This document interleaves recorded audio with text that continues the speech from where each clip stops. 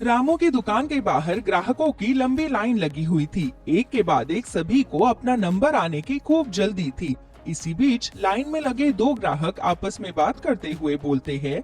अरे भाई धक्का क्यों दे रहे हो? धक्का देने से तुम्हारा नंबर जल्दी आ जाएगा क्या? मैं नहीं दे रहा धक्का, पीछे से जाकर उन लोगों से बोलिए। क्या बात है, पीछे वाले भाइयों बहनों, लाइन तोड़कर आगे आके खड़े हो जाओ ना। नंबर तो तभी आएगा जब आगे वाले लोग कड़ी समोसा ले पाएंगे। वही तो बात है, जबरदस्ती का धक्का देने से किसी को कुछ नहीं मिलेगा, उल्टा कोई एक आधा गिर जरूर जाएगा। ऐसे ही बातचीत करते करते दो ग्राहक लाइन में आगे बढ़ते जाते हैं और आखिरकार उनका नंबर आ जाता है और दोनों जल्दी से रामू से कढ़ी समोसे लेकर एक तरफ होकर स्वाद लेके खाने लगते हैं। और कढ़ी समोसे खाने के बाद दोनों एक दूसरे से बोलते हैं। भाई सच में मजा आ गया कड़ी समोसा खाकर। इतनी जगह पर समोसा खाया, लेकिन रामू के गर्मा गर्म कड़ी समोसे की तो बात ही कुछ और है। सही कह रहा है भाई, वरना इतनी लंबी लाइन तो राशन के कोटे पर भी नहीं लगती, जितनी लंबी लाइन रामू के हाथ के बने कड़ी समोसे खाने के लिए लगती है। ऐसे ही दोनों ग्राहक वहां से चले जाते हैं। रामू की दुकान का कढ़ी समोसा पूरे शहर भर में बहुत ज्यादा मशहूर था। लोग दूर दूर से सुबह से लेकर शाम तक रामू की दुकान पर कढ़ी समोसा खाने के लिए आया करते थे। रामू की दुकान के ठीक सामने ही एक और हलवाई टोनी की दुकान थी, लेकिन उसकी दुकान पर सारा दिन में बस 10 से 12 ग्राहक ही आया करते थे। ऐसे ही एक दिन टोनी रामू की दुकान पर जाता है और बोलता है। अरे रामू भाई, ऐसा क्या डालते हो तुम अपने समोसे और कड़ी में, जो दुनिया भर के ग्राहक तुम्हारी तरफ खींचे चले आ रहे हैं? आप तो खुद हलवाई हो भाई, आप खुद ही कड़ी समोसा खाकर पता कर लो कि मैंने क्या डाला है और क्या नहीं डाला है। भगवान जाने, हम तो सारा दिन बस मक्खी मारते रह जाते हैं, ग्राहक तो सारे तुम ले जाते हो। स्वाद स्वाद की बात है टोनी भाई, मैंने कौन सा ग्राहकों पर कोई काला जादू किया है। चलो जो है सो है, अब ये तो ग्राहक की मर्जी है कि वो कहाँ जाएगा और कहाँ नहीं जाएगा। बिल्कुल सही बात की है, बाकी मैं बाद में बात करता हूँ, मुझे जरा समोसे तलने हैं, खत्म हो गए। ऐसे ही रामू अपनी दुकान के अंदर जाता है और समोसे तलना शुरू कर देता है। दिन गुजरते चले जाते हैं और हर गुजरते दिन के साथ रामू के कड़ी समोसे की बिक्री और भी ज्यादा बढ़ने लगती है। ये देखकर टोनी को बहुत ही ज्यादा गुस्सा आने लगता है, क्योंकि उस बेचारे का काम बिल्कुल ठप जो हो चुका था। ऐसे ही एक दिन अपनी दुकान पर बैठा बैठा टोनी खुद से बोलता है। ऐसे तो बात नहीं बनेगी, ये रामू तो मेरी सारी आमदनी खा गया है। मुझे कैसे भी करके वापस से ग्राहकों को अपनी तरफ आकर्षित करना होगा, ताकि मेरी भी कमाई हो सके। आखिर मेरे भी बीवी बच्चे हैं, काम नहीं चलेगा तो उनका पेट कैसे भरूंगा। ऐसे ही सोचते हुए टोनी के दिमाग में एक तरकीब आती है और अगले दिन टोनी अपने समोसे का दाम आधा कर देता है और साथ ही एक पर एक समोसा फ्री का ऑफर लगा देता है। ग्राहक जब इस लुभावने ऑफर को देखते हैं तो वो टोनी की दुकान की तरफ जाने लगते हैं। ऐसे ही विमला नाम की एक औरत भी टोनी की दुकान से समोसा खरीद लेती है और जैसे ही वो उस समोसे को खाती है, उसका बुरा सा मुंह बन जाता है और वो बोलती है। हाय हाय, ये कैसा समोसा दे दिया भाई तुमने? क्या हुआ बहन जी, एकदम बढ़िया ताजा समोसा दिया है। अरे सस्ते समोसे खिलाने के चक्कर में तुम तो हमें बासी समोसे खिला रहे हो। इस आलू को देखो जरा, कितनी गंदी महक आ रही है इस समोसे में से। अरे कहाँ महक आ रही है, सब कुछ ठीक ठाक तो है। भाई 2 पैसे देकर रामू की दुकान से ही कढ़ी समोसे खा लेंगे, कम से कम स्वादिष्ट और ताजा कढ़ी समोसे तो मिलेंगे। बहन जी, आप खामखा ही नखरे कर रही हैं, सब कुछ बिल्कुल ठीक ठाक है। अच्छा, मैं नखरे कर रही हूँ? रुको, मैं जरा सारे ग्राहकों से पूछ लेती हूँ। इतना कहकर विमला शोर मचा देती है और अब टोनी की दुकान पर खड़े हुए ज्यादातर ग्राहक वही बात कहने लगते हैं जो विमला बोल रही थी। अब विमला फिर से टोनी से बोलती है। अब बताओ, मैं झूठी हूँ या ये सारे लोग झूठे हैं? अरे भैया, बिक्री करने के चक्कर में ग्राहकों की सेहत से क्यों खिलवाड़ कर रहे हो? हम सब जा रहे हैं रामू की दुकान पर ही कढ़ी समोसे खाने के लिए। चलो भाइयों बहनों। इतना बोलकर विमला टोनी के सामने ही उसकी दुकान का समोसा कचरे के डब्बे में डाल देती है और रामू की दुकान की तरफ कढ़ी समोसा खाने के लिए चल देती है। और विमला के पीछे पीछे बाकी सभी ग्राहक भी कचरे के डब्बे में समोसा डालकर उसके पीछे चल देते हैं। ये देखकर टोनी को और भी ज्यादा गुस्सा आता है और वो खुद से बोलता है। बस बहुत हो गया। अब तो मैं इस रामू का धंधा मंदा करवा कर ही रहूंगा। इसकी वजह से आज इतने लोगों में मेरी बेइज्जती हो गई है। ऐसे ही दिन गुजरते जाते हैं और टोनी रामू के काम में मंदी लाने के लिए नई से नई तरकीब सोचने लगता है। एक दिन मौसम काफी खराब होता है और रामू मौसम को देखकर बोलता है, आज मौसम तो बढ़िया है। आज तो ग्राहक ज्यादा आएंगे कड़ी समोसा खाने के लिए। एक काम करता हूँ, जल्दी से और ज्यादा समोसे बना कर रख लेता हूँ। बाद में फिर ग्राहक मारामारी करने लगते हैं। इतना कहकर रामू जैसे ही और समोसे बनाने के लिए आलू उबालने रखने लगता है, तभी वो देखता है कि दुकान में आलू खत्म हो गए हैं। रामू जल्दी से टोनी की दुकान पर जाता है और टोनी से बोलता है, अरे टोनी भाई, एक छोटी सी मदद चाहिए थी तुमसे। हाँ बोलो, क्या हो गया? क्या मदद चाहिए भाई? मेरी दुकान पर समोसे बनाने के लिए आलू खत्म हो गए हैं। मैं जरा घर से आलू लेकर आता हूँ, तब तक तुम मेरी दुकान का ध्यान रखना। ठीक है, जल्दी आ जाना, मुझे भी अपनी दुकानदारी देखनी है। चिंता मत करो भाई, मैं जल्दी ही आ जाऊंगा। टोनी के भरोसे दुकान छोड़कर रामू अपने घर पर आलू की बोरी लेने के लिए चला जाता है। तभी टोनी की नजर तैयार हुए सारे समोसों पर जाती है और टोनी खुद से बोलता है, क्यों ना मैं तैयार किए हुए समोसे को खराब कर दूं? अगर ये समोसे खराब हो जाएंगे तो रामू इतनी जल्दी नए समोसे तो बना नहीं पाएगा और फिर सारे ग्राहक मेरी तरफ आ जाएंगे। इतना कहकर टोनी तैयार हुए सारे समोसों पर जानबूझकर ढेर सारा पानी डाल देता है, जिस वजह से समोसे खराब हो जाते हैं और खुद बेढंगी सी हालत में जमीन पर गिर जाते हैं। तभी वहाँ पर रामू आता है और रामू को देखते ही टोनी चिल्लाता है, हाय मेरी कमर, हाय मेरी कमर टूट गई, कोई बचाओ, कोई उठाओ मुझे। अरे क्या हो गया टोनी भाई, तुम गिर कैसे गए? मेरी दुकान पर ग्राहक आए थे। मैं सामान देने के लिए ग्राहकों के पास गया तो देखा कि तुम्हारी दुकान में चोर घुस आए हैं। बस उन चोरों को भगाने के चक्कर में ये सब कुछ हो गया। कोई बात नहीं भाई, तुम ठीक हो, यही बहुत बड़ी बात है। पर तुम्हारे समोसों का तो नुकसान हो गया ना। कोई बात नहीं, जो हो गया सो हो गया। जाओ तुम अपनी दुकान संभालो। टोनी चुपचाप अपनी दुकान पर चला जाता है। वही ग्राहक कड़ी समोसे खाने के लिए दुकान पर आने लगते हैं। अभी रामू के दिमाग में एक तरकीब बाकी है और वो जल्दी से पास के किराने की दुकान से खूब सारे कच्चे चावल लेकर आता है और जल्दी से गरम गरम चावल बनाकर तैयार करता है।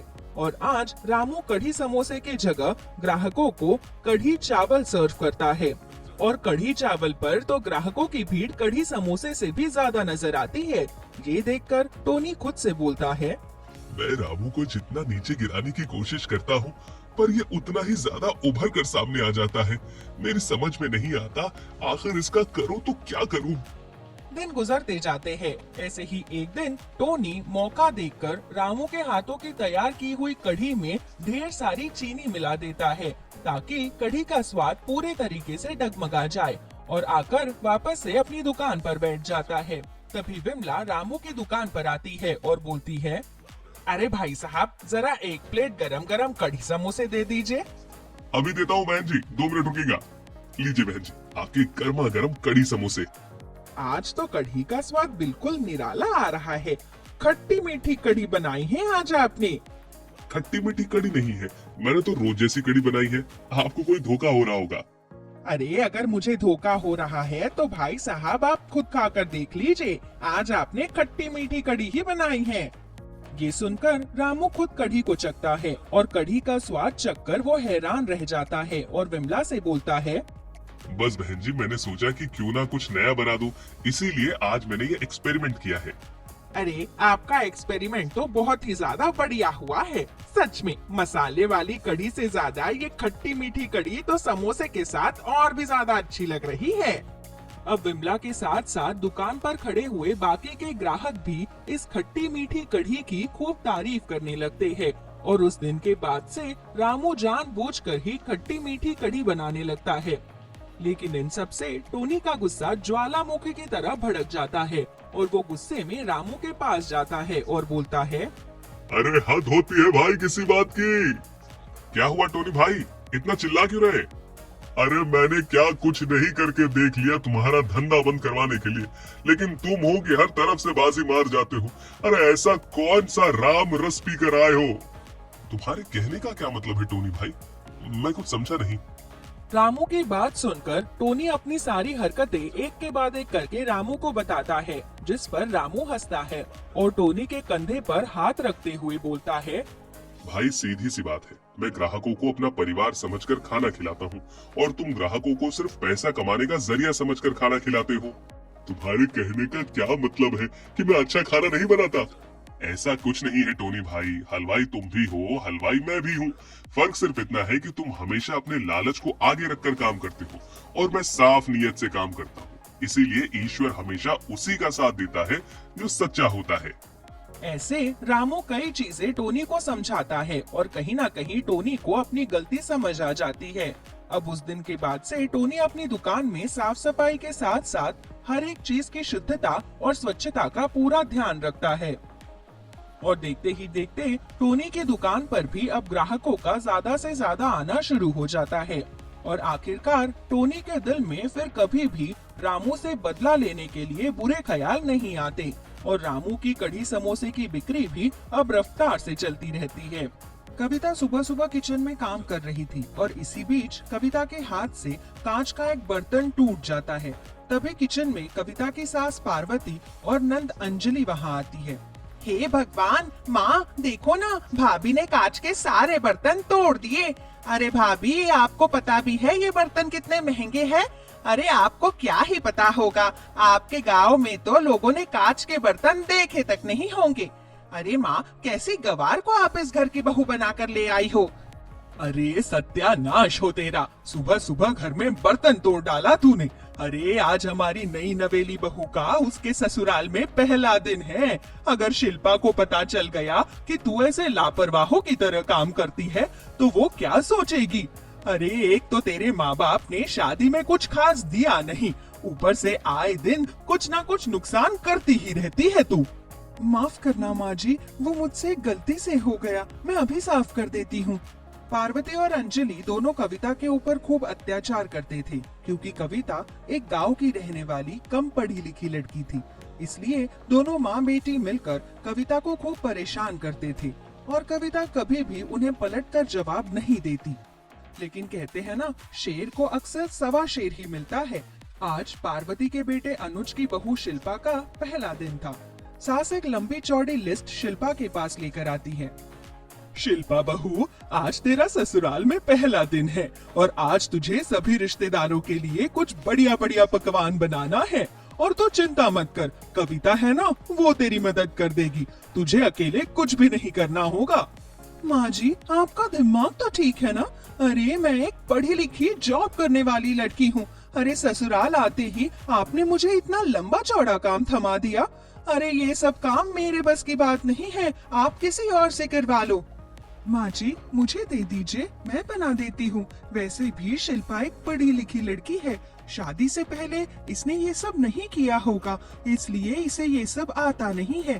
पर कोई बात नहीं, मैं धीरे धीरे शिल्पा को सब सिखा दूंगी। अरे कविता दीदी, आप क्यों परेशान होती हो? अरे ये अंजलि है ना, ये बना लेगी खाना। और वैसे भी रिश्तेदारों को क्या ही पता चल रहा है कि खाना मैंने बनाया है या फिर मेरी नंद अंजलि ने। अंजलि, एक काम करो, तुम रसोई में जाओ और ये खाना बना लो। भाभी, तुम्हारा दिमाग तो ठीक है ना? अरे मैं क्यों खाना बनाऊं? और वैसे भी ये तुम्हारा ससुराल है, तुम इस घर की बहू हो, मैं क्यों बनाऊं खाना? ठीक है, अगर ये हमारा ससुराल है तो खाना बनाने का काम भी हमारा और खाना खाने का भी काम हमारा ही है। तुम भी अपने ससुराल जाओ और वहीं जाकर खाना खाओ। हे भगवान, इसने तो ससुराल में आते ही अपना रंग दिखाना शुरू कर दिया। अरे क्या सिखाकर भेजा है तुझे तेरे माँ बाप ने?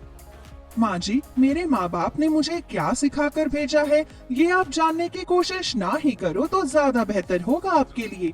आप अपनी बेटी की चिंता करो क्योंकि इसे किसी से बात करने की तमीज तक नहीं है। शिल्पा की बातें सुनकर अंजलि और पार्वती दोनों का मुंह बन जाता है और वो दोनों गुस्से में वहाँ से चली जाती है।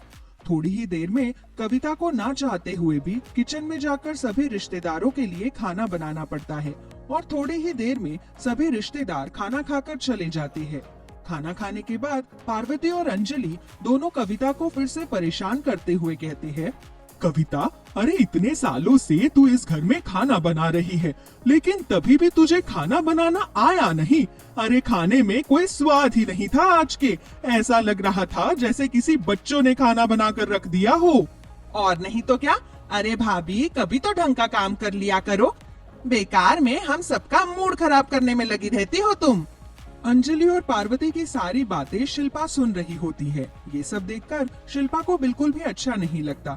अगली सुबह शिल्पा नहा धोकर ड्राइंग रूम में बैठकर न्यूज़पेपर पढ़ रही होती है। तभी पार्वती और अंजलि वहाँ आती है। तुझे शर्म नहीं आती क्या? अरे तू अभी इस घर की नई नवेली बहू है और ऐसे खुले में बिना सर पर पल्ला किए ड्राइंग रूम में बैठकर अखबार पढ़ रही है। अरे तू इस घर की महारानी नहीं है, बल्कि बहू है, बहू। वो तो मुझे भी पता है कि मैं इस घर की बहू हूँ, पर इसका ये मतलब तो नहीं है कि मैं इंसान नहीं हूँ। और दूसरी बात ये कि मुझे तौर तरीके सिखाने से पहले अगर आप खुद को और अपनी बेटी को तौर तरीके सिखा दोगी तो वो आपके लिए बहुत ज्यादा अच्छा होगा, क्योंकि कल को आपकी बेटी को भी ससुराल जाना है। तेरी ऐसी कड़वी जुबान सुनकर ना मुझे तुझ पर बहुत गुस्सा आता है। कभी कभी तो दिल करता है कि तेरा गला दबा दूं और तुझे जान से मार दूं। माँ जी, मुझे हल्के में लेने की कोशिश बिल्कुल मत करना। अभी आपने जो भी बात की है वो सारी बातें मैंने अपने फोन में रिकॉर्ड कर ली है। और हाँ, अगर चाहती हो कि मैं ये रिकॉर्डिंग पुलिस स्टेशन जाकर आपके खिलाफ एफआईआर ना कर पाऊँ तो आपको मेरी सारी बातें माननी पड़ेगी, वरना मैं आपके साथ साथ आपकी बेटी को भी सलाखों के पीछे डलवा दूंगी। शिल्पा की बातें सुनकर सास का मुंह बन जाता है। और अब क्या था, मजबूरन पार्वती और अंजलि को शिल्पा की सारी बातें माननी पड़ती है। वो दोनों माँ बेटी सुबह सुबह उठकर रसोई में जाती है और सभी के लिए खाना बनाने लगते हैं। तभी वहाँ कविता आती है और कविता उनसे कहती है, माँ जी लाइए, मैं बना देती हूँ खाना, आप जाकर आराम कीजिए। नहीं कविता, रहने दे। जब से ये डायन इस घर में आई है तब से इसने हम सबके नाक में दम कर रखा है। अरे पता नहीं क्या चाहती है ये। अरे क्यों हमें परेशान कर रही है ये। कोई बात नहीं, अभी मैं अनुज से इसकी सारी शिकायतें करती हूँ, अब वही इसे ठिकाने पर लगाएगा। बहुत घमंड है ना इस लड़की को अपने ऊपर। इसका घमंड ना तोड़ दिया मैंने तो मेरा नाम भी पार्वती नहीं। हाँ माँ, इस चुड़ैल ने सच में हमें बहुत परेशान कर दिया है। सुबह से शाम हो जाती है हमें काम करते करते। अंजलि सभी को खाना बनाकर खाना सर्व करती है। शिल्पा आराम से डाइनिंग टेबल पर अपने पति के बगल में बैठकर खाना खा रही होती है। अनुज देख, इस घर में क्या चल रहा है। शायद इस घर में तुझे कुछ मालूम ही नहीं है, पर जब से तेरी ये बीवी आई है ना, तब से इसने हम सबके नाक में दम कर रखा है। अरे आते ही इसने अपना घटिया रंग हमें दिखाना शुरू कर दिया है। अरे ये हमारी बातें फोन में रिकॉर्ड करती है और हमें धमकी देती है कि ये पुलिस स्टेशन जाकर हमारे खिलाफ एफआईआर कर देगी। देखो माँ, मैं तुम औरतों के मामले में बिल्कुल नहीं पड़ना चाहता। तुमने भी तो कुछ किया ही होगा, इसीलिए तो शिल्पा ने ये सब बोला होगा आपको। अरे ये तो जोरू का गुलाम निकला, इससे तो कुछ भी कहना बेकार है।